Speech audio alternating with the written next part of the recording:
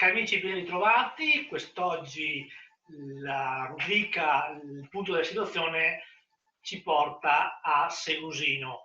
Abbiamo ai nostri teleschermi, perché questo periodo ci impone il distanziamento sociale, quindi facciamo le interviste via computer, voi lo vedete via tablet, via cellulare, via smartphone. Abbiamo ai microfoni il sindaco di Segusino, Gloria Paolona. Sindaco, piacere e grazie di aver accettato il Buongiorno, nostro invito. buongiorno, grazie a voi. Da te volevamo sapere come è stata vissuta questa situazione sia dal punto di vista propriamente amministrativo del comune, quindi le varie restrizioni e come ha reagito la popolazione, ma anche e soprattutto sapere se purtroppo anche da voi numerosi cittadini si sono fatti avanti perché in difficoltà.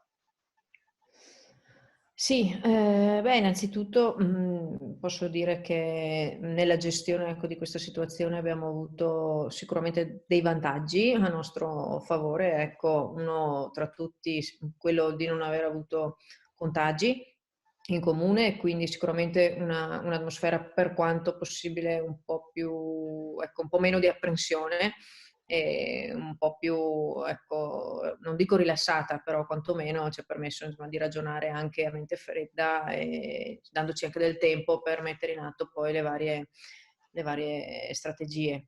Anche il fatto di essere un comune piccolo, ecco, ci permette di avere un contatto molto diretto con i cittadini, quindi ci permette, non dico di incontrarli tutti, ma sicuramente di incontrare tutti singolarmente, persona per persona, quelli che hanno manifestato appunto dei bisogni, delle necessità, delle problematiche.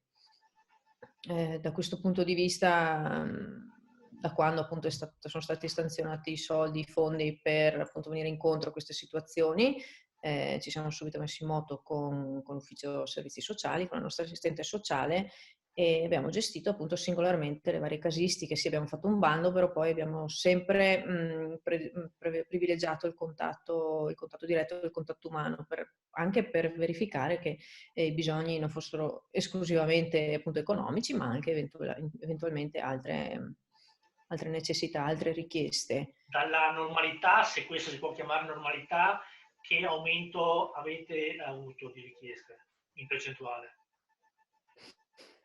In percentuale direi quadruplicate, diciamo così. Al momento poi è una situazione in continua evoluzione, se ne aggiungono ogni settimana, quindi sì, è una situazione in evoluzione, diciamo quadruplicate, richieste di vario tipo. Chiaramente adesso purtroppo emerge tutto quel mondo che solitamente magari resta un po' sommerso, che sono le problematiche di lavoro nero, piuttosto che altre situazioni volute o meno dai cittadini, perché insomma sì, dal singolo soggetto, perché queste sono proprio le categorie che restano da subito senza nulla, senza nessun altro tipo di sostegno.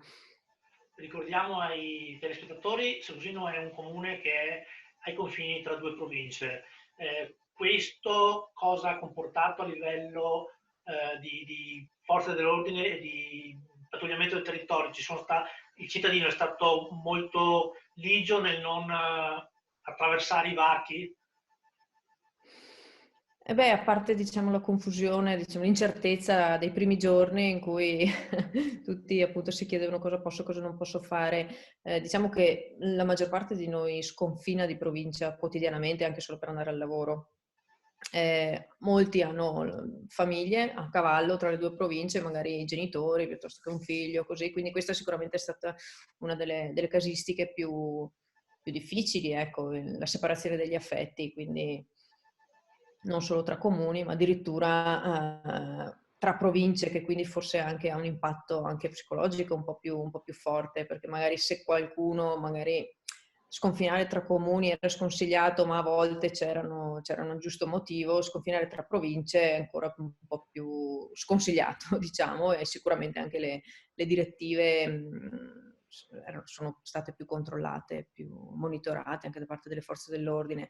In comune i controlli ci sono stati, diciamo che a livello di polizia comunale municipale abbiamo deciso di non ecco, incentivare le sanzioni, ma di fare un grosso lavoro di informativa, ecco, anche magari a volte riprendere i cittadini, far presente più volte, ecco, e veramente le sanzioni sono state pochissime ad opera principalmente dei carabinieri e proprio per casi ecco, eclatanti.